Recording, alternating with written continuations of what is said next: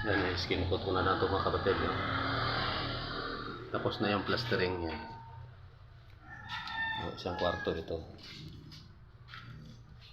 Yan, skin coat ko lahat yan bukas. Ito, kabilang kwarto tapos na rin.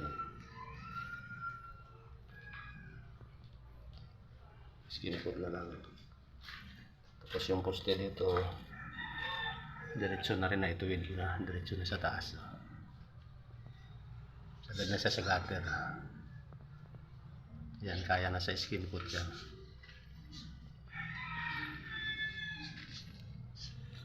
May retouch ko na rin dito daanan.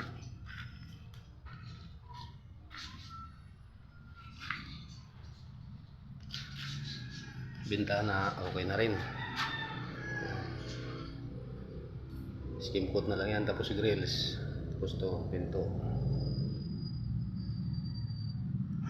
Bye bye.